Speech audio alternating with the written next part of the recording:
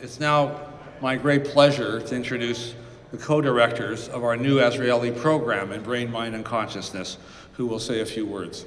Mel Goodale is the professor and director of the Brain and Mind Institute at Western University. A fellow of the Royal Society of London, he is a leader in the study of visual pathways in the brain and the coordination of movement and perception in patients with neurological conditions. His partner in this endeavor is Adrian Owen. Adrian is also a neuroscientist based at Western. His work focuses on disorders of consciousness and neurodegenerative diseases. He is a Canada Excellence Research Chair. Now, for those of you who don't know that program, it was started by the Government of Canada to recruit to Canada true scientific stars from anywhere in the world, to lure them with both money and with great colleagues like Mel Goodale. So Adrian comes to Canada, to Western, from Cambridge University. Please join me in welcoming both Mel Goodale and Adrian Owen.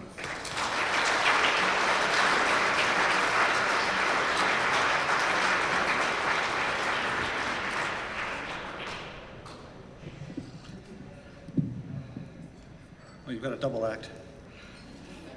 I'm Mel Goodale, and as you just heard, I'm a co-director of the Azrieli Program in Brain, Mind, and Consciousness at CIFAR. I obviously expected the short guy to stand on this side. Yeah, sorry. I'm Adrian Owen. Lost your notes? I am the other co-director of the Azrieli Program in Brain, Mind, and Consciousness.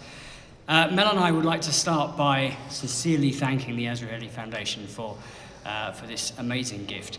It's a gift that's going to allow us to bring together some of the smartest people on the planet to try and tackle what is, it must be one of the most fundamental yet elusive problems remaining in science today, and that is, how does the human brain give rise to the human mind?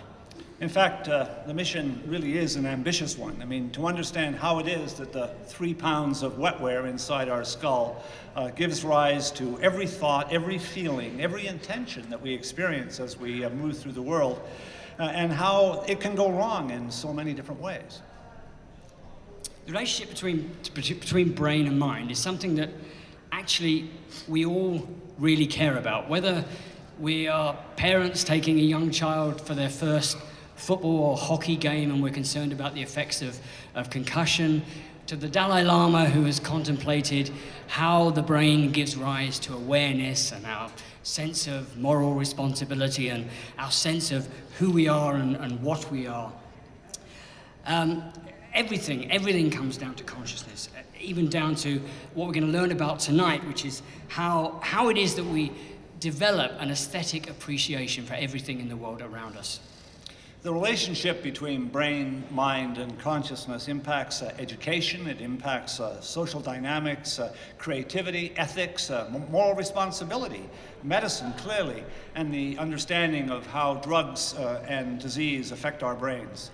In this new CIFAR program, we're bringing together some of the brightest minds on the planet, including cognitive neuroscientists like ourselves, neurologists, geneticists, other biologists, anthropologists, psychologists, computational scientists, philosophers, even artists, to tackle some of the biggest questions about how the human brain works, how it gives rise to consciousness. It's really the sort of endeavor that could be funded only through a program like CIFAR. And thanks, Alan, so much for allowing us the privilege of getting this program off the ground. One that allows us to bring together a really diverse group of people on a regular basis to work towards a common goal, understanding how the brain gives rise to the human mind. Now, our program is already running. Let me just tell you about a few of the issues that we are starting to tackle.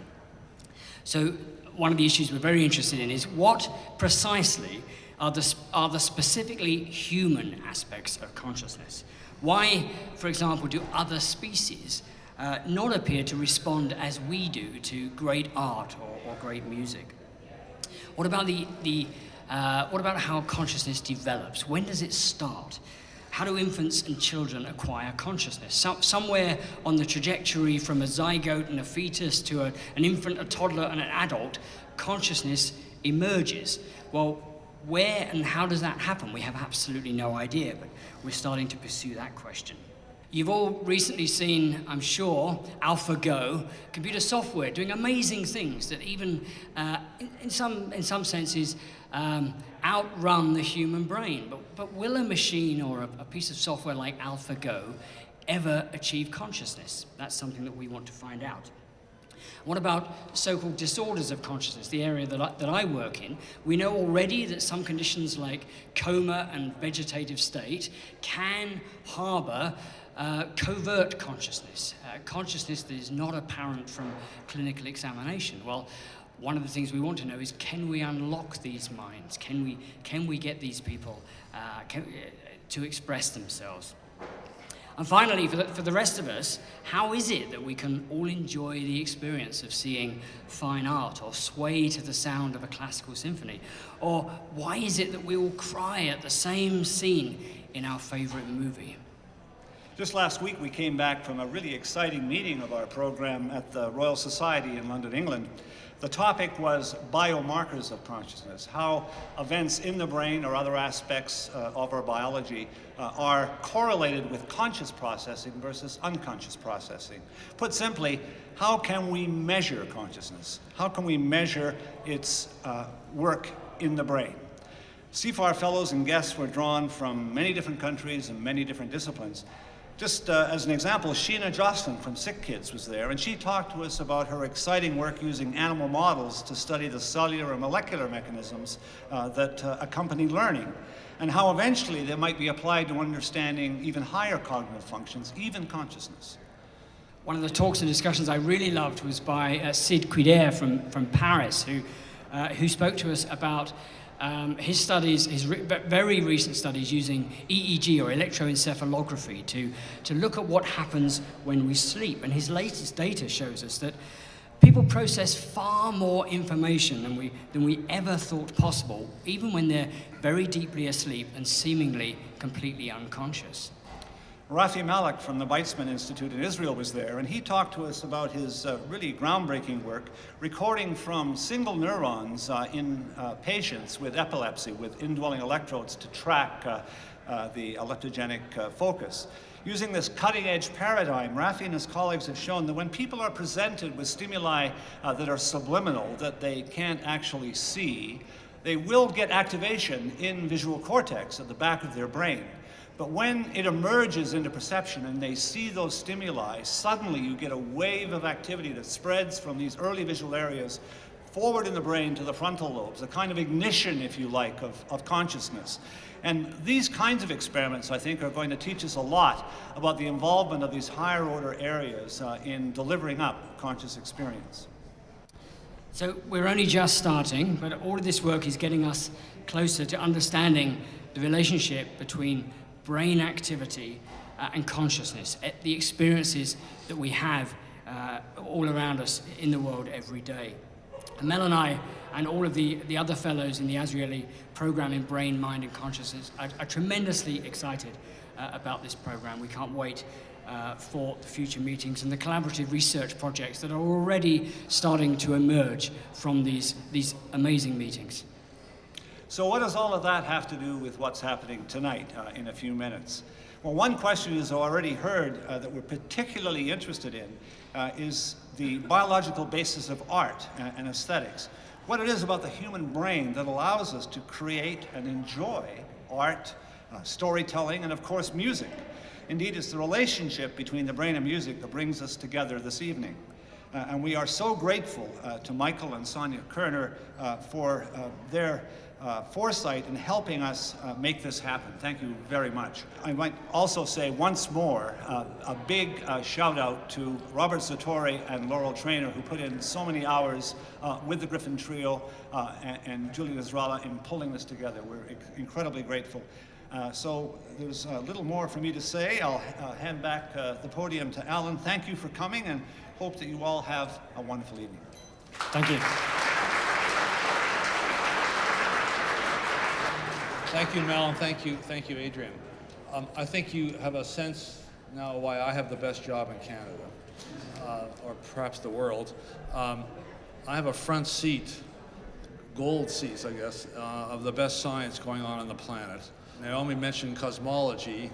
We have a cosmology and gravity program that's made up of the best astrophysicists on this planet. Adrian and Mel talked about the AlphaGo game. Well, that AlphaGo game was actually developed by students who worked in, of profs who have led our program on artificial intelligence, all of deep learning that you read about that really is launching autonomous cars and smart robots, etc., all started in another CIFAR program that's now called Learning Machines and Brains.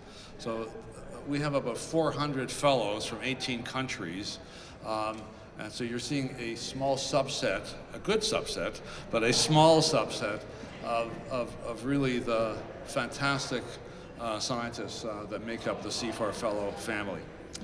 So thank you very much, Mel and Adrian. I want to just conclude by thanking everyone who has contributed to putting this evening together.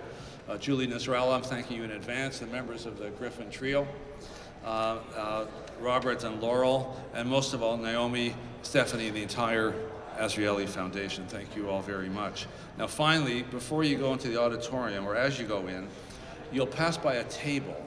Now that table has, they're handing out what are called ARDs. So ARDs are audience response devices, okay? So they won't hurt you, and they won't change your brain in any way, so don't be afraid. But please take one, because during the show, you're gonna be asked to provide some feedback to what's going on the stage, okay? It's part of, we're all part of an experiment that's going on this evening, and we'll see what happens with that. So this will be an interesting little experiment. So thank you all once again for coming, and I hope we all enjoy the show. Thank you very, very much.